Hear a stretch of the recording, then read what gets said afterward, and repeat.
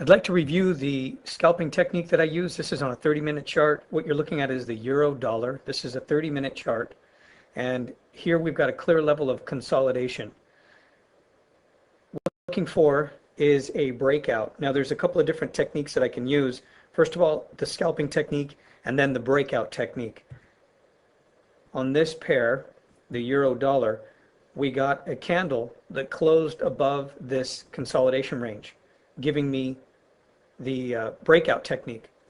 But the breakout technique will come with a larger stop loss in most cases. So I'm looking to minimize that stop loss, and I'll show you how I do that.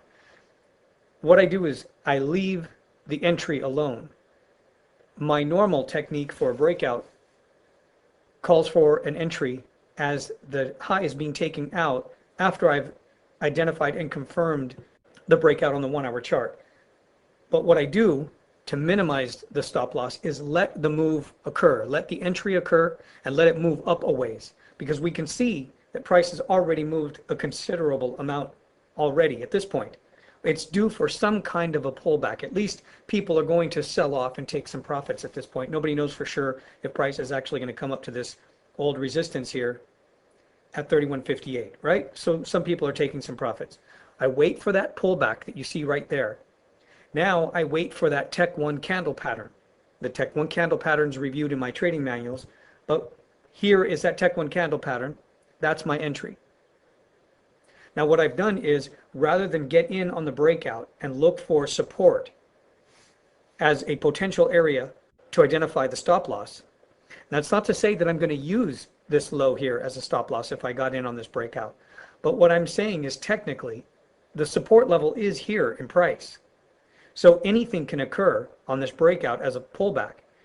What I do is I wait for the pullback to occur and look for that Tech 1 candle pattern, confirm the Tech 1 candle pattern, and then enter on the close of that candle on the 30-minute chart.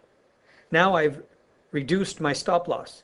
I'm no longer looking at an area between the entry and this low as a stop loss, because we all know, if we pick a number like 40, 50, 60 pips as a stop loss, we're bound to get hit, because the market doesn't care about our stop loss. The market cares about support and resistance in price. So I've allowed price to form a low here. So now I've minimized the stop. So it's going to take a great deal of patience and some discipline to let this move go. It's easy while you're watching a move like this occur to convince yourself that you've just missed out on the biggest trade of the day. Price is going to go and take out the highs from the previous day. Well, don't play those kind of games. Don't allow yourself to think like that. If you start to think like that, get up, walk away from the computer, turn the charts off, whatever it is you've got to do. If you're looking at a 30-minute chart, if you're looking at a 15-minute chart, come back 15 minutes later after you know a candle has printed. Let this retracement occur and look for your technique or your pattern. Anything else, leave it alone. That's what I do. I'm just going to wait for my specific trading strategy to develop. Everything else I'm going to leave alone. The rest of the stuff I'll watch, and I'll be identifying potential levels, support and resistance levels, watching how the market's reacting, watching how traders are reacting to the news. A lot of things can occur even when you're not trading. So it takes just as much effort to identify a trade that isn't going to work as it does to identify a trade that will work. Here's my entry. Remember, I get a break out of this consolidation range. I get this pullback. That's where we use the Tech 1. We use the Tech 1 in 2 different locations. This is the second location, and that's our payoff. And of course, price continues to trend. Now, I want to show you compared to the pound dollar. Now, this is the pound dollar. This is a 30-minute chart. This is the same candle that occurred on the euro dollar that gave me that Tech 1 candle pattern for the entry. The problem with this one was it was inside of consolidation. I'll tighten up the screen a little, and you can see this consolidation range. We're just bouncing off of these highs and lows, even from this previous swing here. Everything is just inside of this range.